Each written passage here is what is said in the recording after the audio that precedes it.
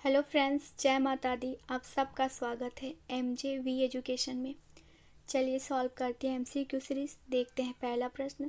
श्रीनिवास ने किन प्रक्रियाओं के माध्यम से सामाजिक परिवर्तन का विश्लेषण प्रस्तुत किया है? तो पश्चिमीकरण, आधुनिकीकरण, लौकिकीकरण, इनमें से सभी। तो इसका राइट ऑप्शन हो गया 4। ये इन तीनों के माध्यम से सामाजिक परिवर्तन का विश्लेषण प्रस्तुत करते हैं। तो राइट ऑप्शन है 4। नारीवाद की कौन सी विचारधारा यह मानती है कि स्त्री घरेलू कामकाज के लिए तथा पुरुष बाहरी कामकाज के लिए सर्वदा उपयुक्त हैं? तो उदारवादी नारीवाद, समाजवादी नारीवाद, मार्क्सवादी नारीवाद या सांस्कृतिकवादी नारीवाद। तो इसका राइट ऑप्शन है ए, ये लिबरल फेमिनिज्म। ये फर्स्ट वेव ऑफ फेमिनिज्म है। इसमें उन्होंने पुरुष और महिला के समान अधिकारों की बात की है, लेकिन ये लोग जो लिंग के आधार पर श्रम विभाजन है इसको चुनौती नहीं देते हैं। तो राइट ऑप्शन है ए, उदारवादी नारीवाद। पार्सन्स ने अपनी किस पुस्तक में विकासवादी दृष्टिकोण को स्पष्ट किया है?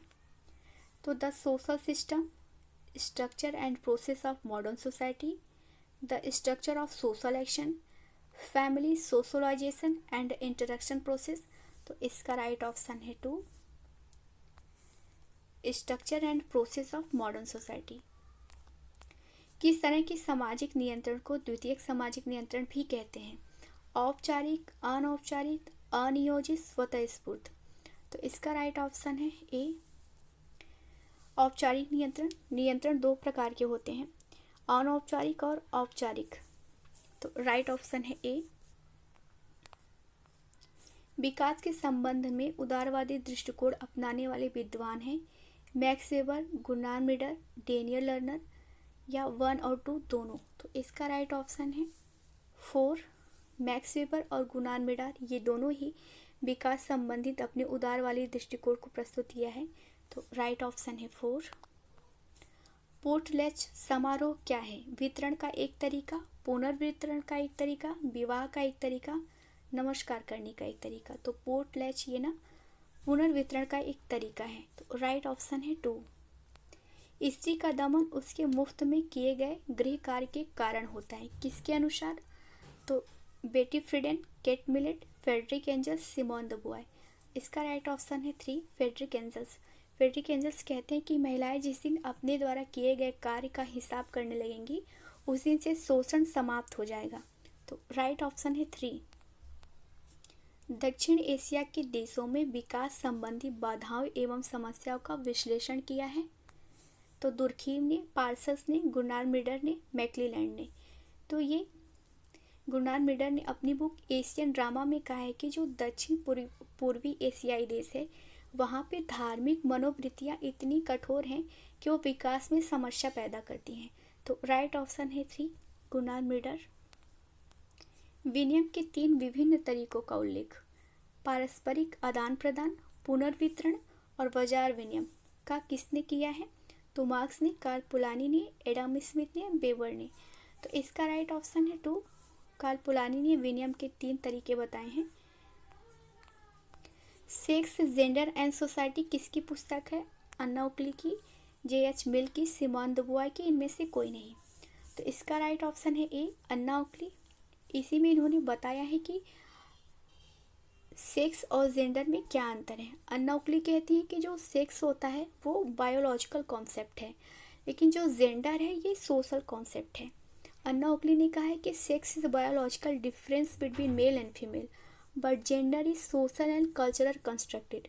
तो राइट ऑप्शन है ए, अन्ना ओकली।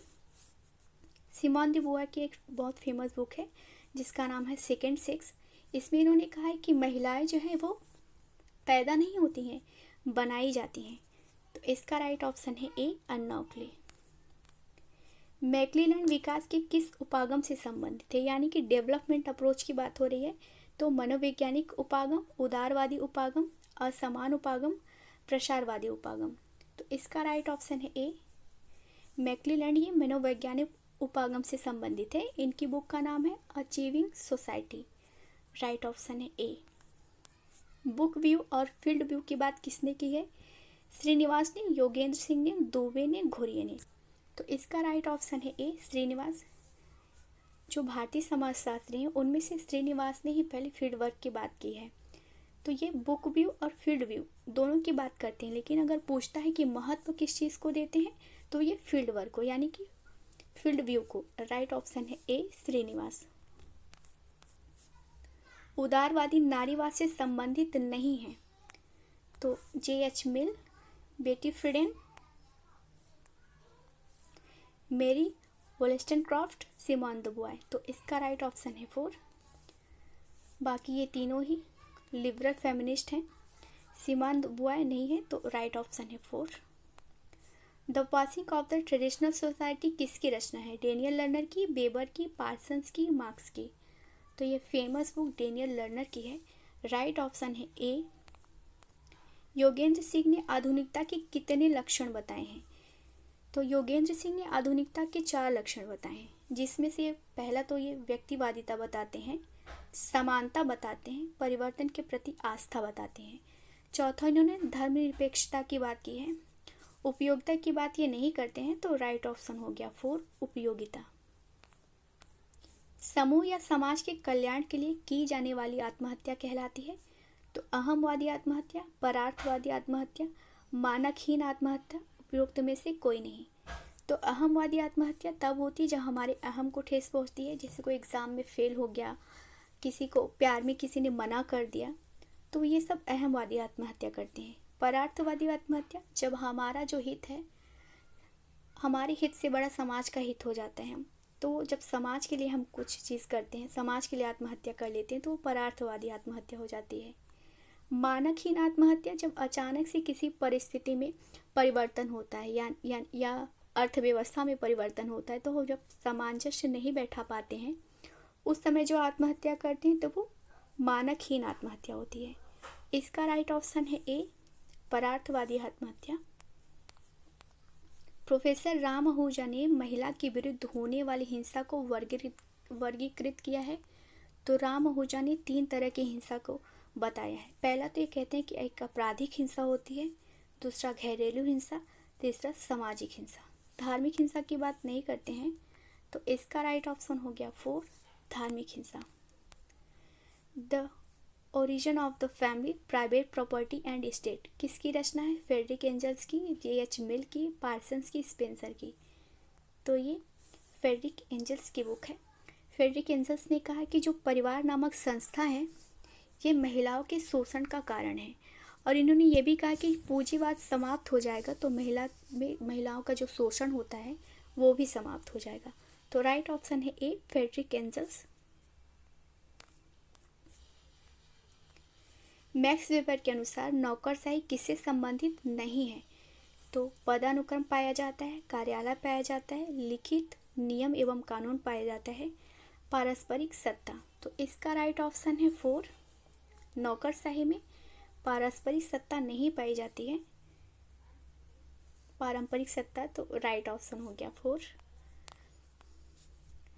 निम्नलिखित में से भारत ने विकास का कौन सा तरीका अपनाया है? पूंजीवादी, साम्यवादी, मिश्रित, समाजवादी।